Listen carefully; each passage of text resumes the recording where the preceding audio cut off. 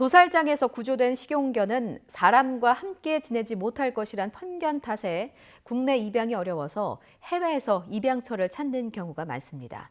그나마 해외로도 가지 못할 경우 안락사 대상에 오를 수밖에 없는데요.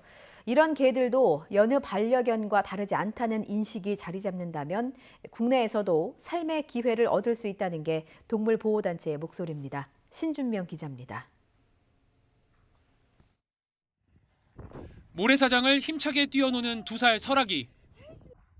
다른 개들과 장난도 잘 치고 애교도 누구보다 잘 부립니다.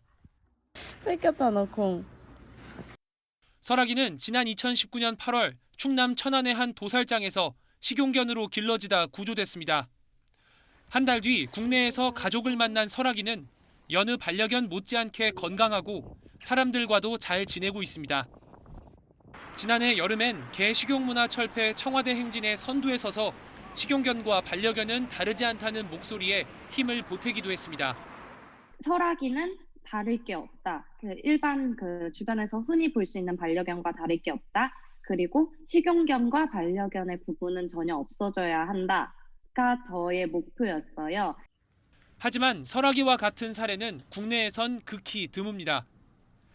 도살장에서 구조된 식용견은 사회화가 안 돼 사람과 함께 지낼 수 없다는 편견 탓입니다. 도살장에서 왔다 하면은 일단은 불쌍하게 보거나 아니면은 이제 약간 이렇게 피하시거나 그런 경우도 꽤 봤고요. 그런 편견이 보이는 상황들이 참 많아요. 지난 3월 경기도 용인의 한 불법 도살장에서 구조된 개 50여 마리는 갈 곳이 없어 한 달 넘도록 도살장에서 그대로 지내야 했습니다. 결국 국제동물보호단체에 의해 사설보호소로 옮겨진 개들은 현재 해외 입양을 기다리고 있습니다. 국내에선 입양이 어려운 것과 달리 식용견으로 길러진 개들이라는 안타까운 사연이 해외에선 오히려 환영을 받기 때문입니다.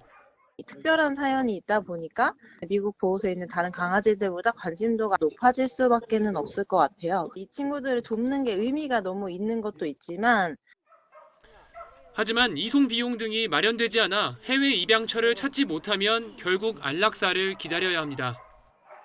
농장견들이 들어오려면 결과적으로는 50마리는 죽여야 되는 상황이고 언제까지 보호될 수 없는 상황인 거잖아요.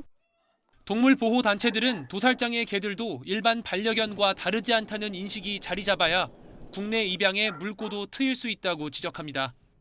식용개 농장이나 도살장에서 구출된 개를 입양하는 가능성 자체에 대해서 인지를 많이 못하시는 것 같아요. 그래서 행복한 삶의 기회를 주는 것이 국내에서도 충분히 가능한 상황이 저는 있을 거라고 생각이 들고 지난 3년간 한 해 평균 18,000여 마리가 수출되고 있다는 통계만 봐도 구조된 개들의 해외 입양 규모를 짐작할 수 있습니다. 국내에서도 새 가족을 찾을 수 있도록 인식을 변화시키는 것에 더해 식용견이라는 낙인이 찍힌 개들이 발생하지 않도록 불법 도살장에 대한 철저한 처벌과 단속이 시급합니다. YTN 신준명입니다.